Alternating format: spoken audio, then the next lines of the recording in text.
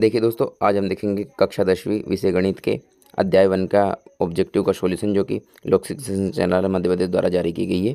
इसके हम ऑब्जेक्टिव को देखते हैं।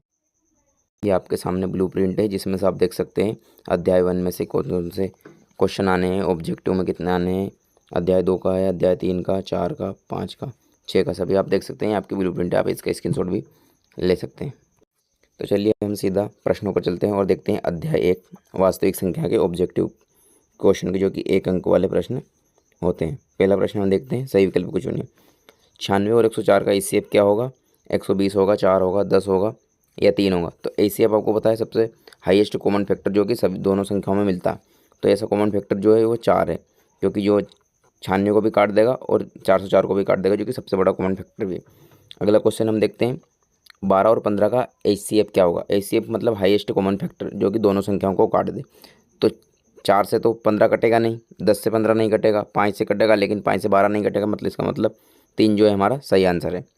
देखिए अगला क्वेश्चन, दो संख्याओं का गुणनफल 32 है और उनका एलसीएम 8 है, तो उनका एचसीएफ क्या होगा? इसके लिए हमारे पास एक फॉर्मूला होता है कि एलसीएम गुणा एचसीएफ बराबर पहली संख्या यानी कि ए गुणा दूसरी संख्या यानी कि बी। तो हमें दोनों संख्याओं का गुणनफल 32 दिया हुआ है और हमें एलसीएम दिया हुआ है कितना, 8, और हमें एचसीएफ ज्ञात करना है, यानी कि ये हमने एचसीएफ लिख दिया। 8 से हम इसको काटेंगे 4 बार, यानी कि एचसीएफ हमारा निकल कर आएगा 4। तो हमारा जो सही आंसर होगा 4 होगा। आगे बढ़ते हैं, क्वेश्चन नंबर अगला, 4 और 7 का महत्तम समवर्तक एचसीएफ क्या होगा? इनमें दोनों में संख्या में कोई भी कॉमन है, यानी कि एचसीएफ हमारा 1 होगा। अगला क्वेश्चन पे बढ़ते हैं, 5, 15, 20 के लिए एलसीएम और एचसीएफ का अनुपात क्या होगा?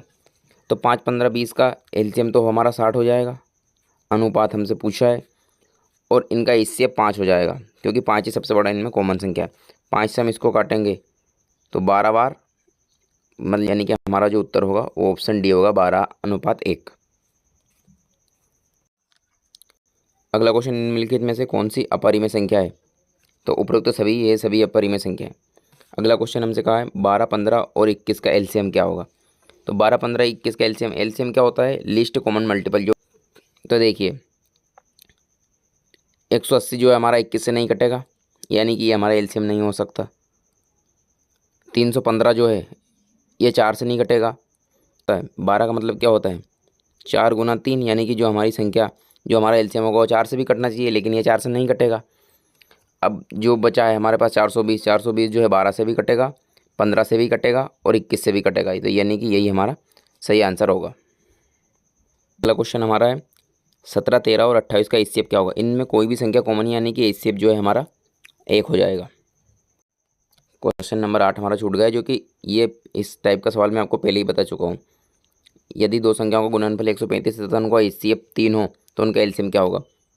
तो यानी कि एलसीएम गुना एचसीएफ बराबर पहली संख्या गुना दूसरी संख्या, तो दोनों संख्याओं का मल्टीपल हमें 135 बराबर एचसीएफ हमें दिया है 3 और एलसीएम हमें ज्ञात करना है। तो 3 से हम इसको काटेंगे 4 बार, 3 से हम इसको काटेंगे 5 बार, तो यानी कि हमारा जो सही आंसर होगा वो होगा, हमारा सही आंसर होगा 45। ठीक है, आगे बढ़ते हैं।